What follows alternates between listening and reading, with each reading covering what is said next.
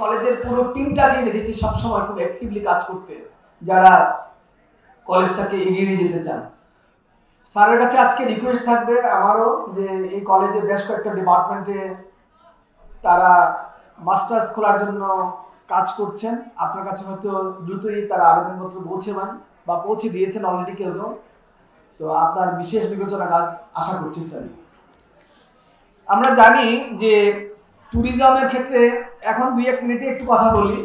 আপনাদের মতো করে তো বলতে পারবো না, কারণ আপনারা সবাই হলেন এই ট্যুরিজম শিল্পের বিজ্ঞানী, মানে আপনারা হলেন এখানে মূল অভিজ্ঞ লোক। আপনারা হলেন এই আজকে যারা আছেন তাদের মধ্যে সবচেয়ে এই বিষয়ে সবচেয়ে জানাশোনা লোক। তো আপনাদের সামনে আমরা ঠিক ওই জায়গা থেকে কথা না বললেও আমরা অন্য বিষয়গুলো কথা বলি, যেটা হলো যে ট্যুরিজমের যে ডেভেলপমেন্টটা কিন্তু আমরা দেখেছি যে প্রাইমারিলি প্লেজার এবং রিল্যাক্স এই দুই জায়গা থেকে কিন্তু ট্যুরিজমের ডেভেলপমেন্ট হয়েছে। আমরা আপনাদের বাইরে থেকে বাইরের চোখে দেখছি আর কি, আপনারা তো আপনাদের চোখে দেখবেনই।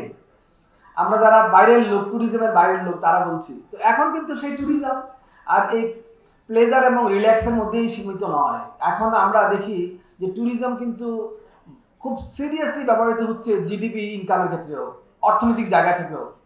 যে জিডিপির ইনকাম কোনো কোনো দেশের তো জিডিপির ইনকাম 70-80% নির্ভর করছে ট্যুরিজমের উপরে। সো এটা একটা নতুন শিল্প, এবং এখন কিন্তু এটা বিজনেস শুধুমাত্র জিডিপি হচ্ছে লোকজন আসার কারণে নয়, কিন্তু এর মধ্য দিয়েও কিন্তু অনেক শিল্প প্রতিষ্ঠানের ডেভেলপ করছে ট্যুরিজমের থাকার কারণে, অর্থনীতি মোটা হচ্ছে। এখন আরেকটা বিষয় লক্ষ্য করা যাচ্ছে যে যারা যারা ট্যুরিজমের ক্ষেত্রে মনোযোগ দিচ্ছেন তারা কিন্তু দেখা যাচ্ছে তাদের হেরিটেজগুলো, কালচারগুলোকে প্রোটেকশনও দিতে পারছেন। সো আমরা যদি আমাদের ইতিহাস ঐতিহ্য রক্ষা করতে চাই, অর্থনীতিকে বড় করতে চাই এবং আমাদের জীবনকে আনন্দময় করতে চাই, সব ক্ষেত্রেই কিন্তু ট্যুরিজমের ইম্পর্টেন্সটা আছে।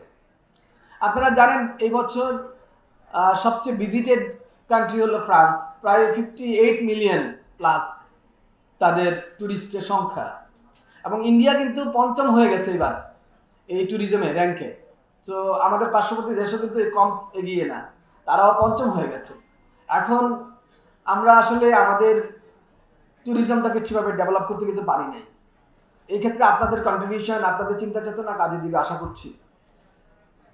কিন্তু যেটা মোস্ট সিগনিফিক্যান্ট প্রবলেম ট্যুরিজমের ক্ষেত্রে, আমি এই প্রসঙ্গে ছোট্ট একটা গল্প বলি, 1 মিনিটই বলবো। তার আগে বলছি যে মোস্ট সিগনিফিক্যান্ট প্রবলেমটা হলো যে স্টেটের ক্যাপাসিটি, রাষ্ট্রের যে সামর্থ্য ট্যুরিজম ডেভেলপমেন্টের ক্ষেত্রে অনেক রাষ্ট্রের থাকে না, এবং এই সামর্থ্যটা আসলে মূলত সিকিউরিটি, নিরাপত্তা। যেই দেশে নিরাপত্তা কম সেই দেশে কিন্তু ট্যুরিজমের ডেভেলপমেন্টটা হয় না। এই জন্য আপনি যত ট্যুরিজমের ডেভেলপমেন্ট করতে চান, যত আকর্ষণীয় করতে চান না কেন, যত ইনপুটই দেন না কেন, যত কম খরচে করেন না কেন, আমরা কিন্তু অনেক কম খরচে ট্যুরিজম করতে পারছি, এটা অনেক আকর্ষণীয় করতে পারি, কিন্তু আমাদের ট্যুরিস্ট আসে না কেন? কারণ আমাদের দেশে নিরাপত্তাটা ট্যুরিস্টের কাছে কনসিডারেবল না।